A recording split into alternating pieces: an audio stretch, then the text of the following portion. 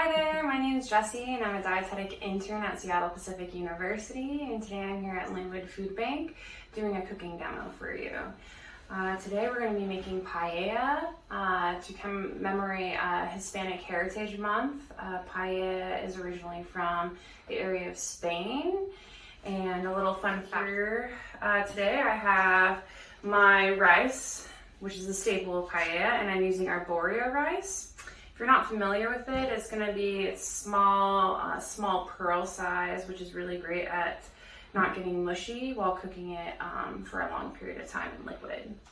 And for my vegetables today, I have some carrots, red pepper, some white sweet potato, some summer yellow squash, and some oregano to top the dish once it's done cooking. So I have some olive oil heating up in the pan.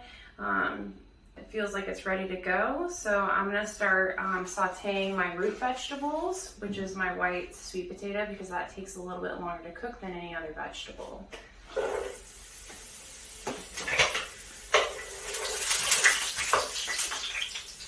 a little hot, so I'm gonna turn it down a little bit.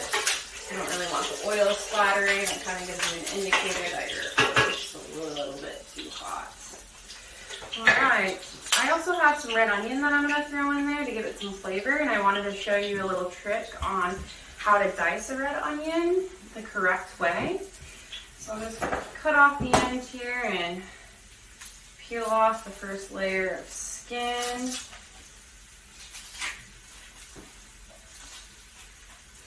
And the key when you're dicing an onion versus slicing it is leaving the roots here intact, because that's going to keep your onion anchored while you're trying to dice it.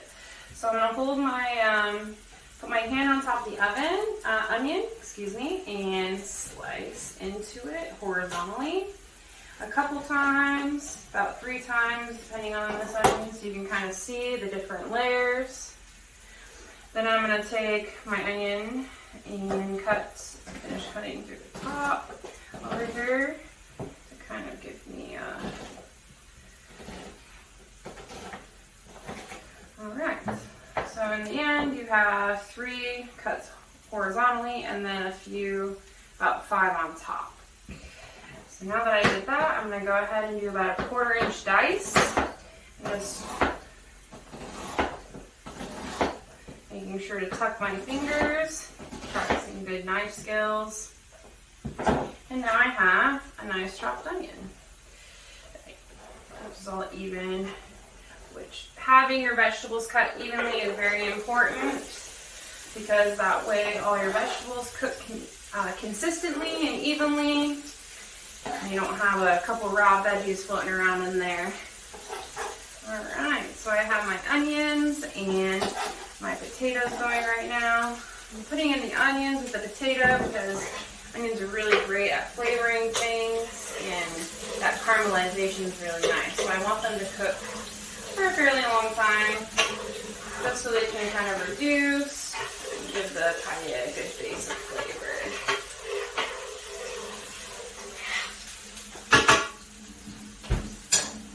Alright. So with the root vegetables, you like to give it a few minutes, probably 3 to 5. You're looking for the vegetables to be a nice, like, slightly brown color, and you soften, touch.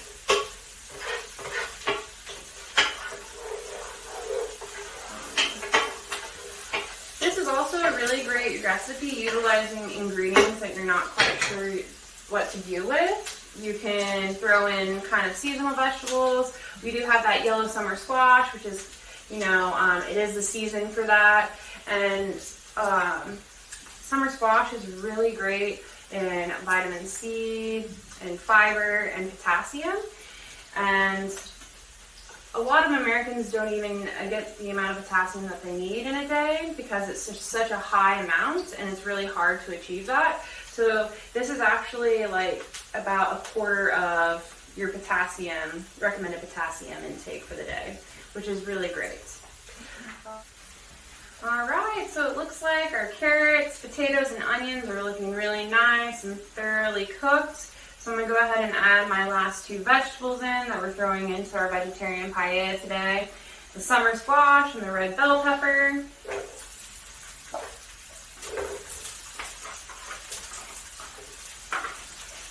About 4 cups of vegetables would probably be a good guesstimation for the amount that you would put in for this recipe to 2 cups worth of rice.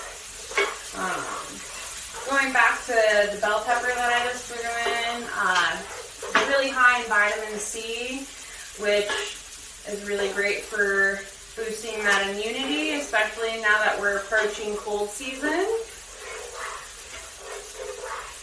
Getting all the vitamin C that you can so you can combat the flu and those nasty colds that like to go around.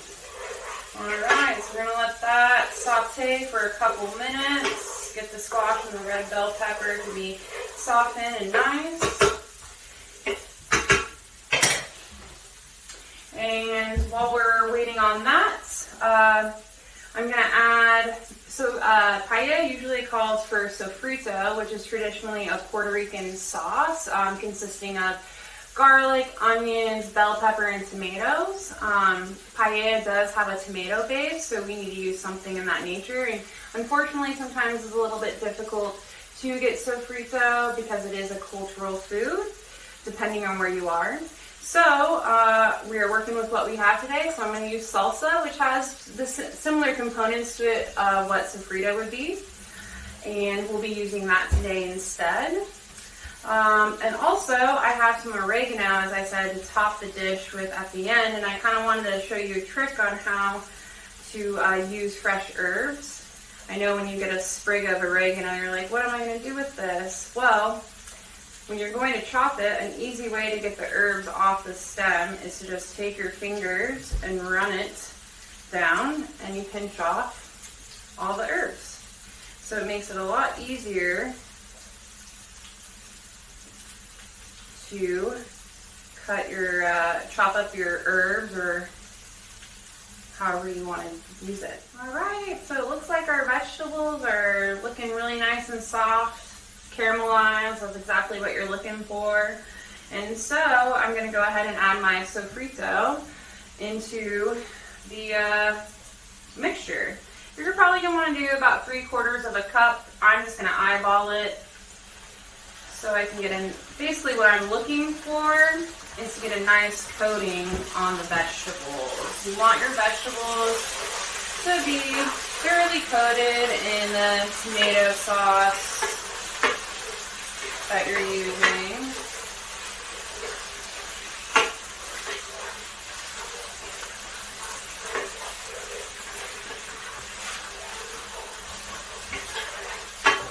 I'm just going to add a little bit more and call it good. Alright, this is looking nice.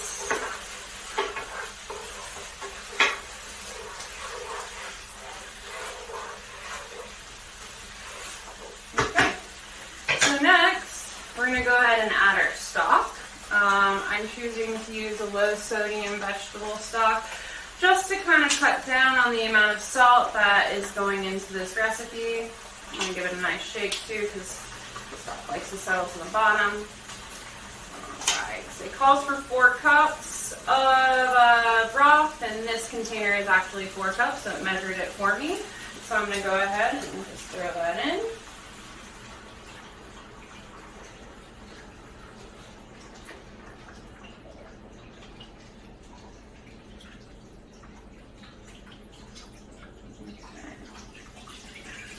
Alright, so it looks like my stock and veggies are heated up. I have some nice simmer going on, so I see a little bit of bubbling going on, so that's an indication that it's ready.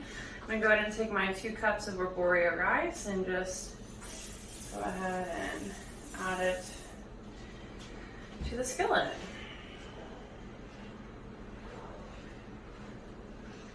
Alright, I'm going to mix it in so it's nice and combined so the rice will cook evenly. And with this dish, you're gonna wanna stir often throughout the cooking process with the rice. It's gonna be about 18 to 20 minutes for the rice to thoroughly cook. All right, so our paella has been cooking for about 20 minutes or so. I did end up needing to have to add more liquid because I tasted the rice about halfway through and it had a little bit too much of a bite to it. So I probably added about 6 cups of liquid to 2 cups of rice to give you an idea of how much I used. And now we have a nice texture. The liquid is all absorbed, the vegetables are all cooked, and we're ready to eat it. So I'm gonna go ahead, scoop up some, garnish it with a little bit of oregano. And there we go, vegetarian paella. It's vegan, gluten-free, low sodium, and it's low cost, and you can utilize any ingredients you really have in your house. Thanks for watching.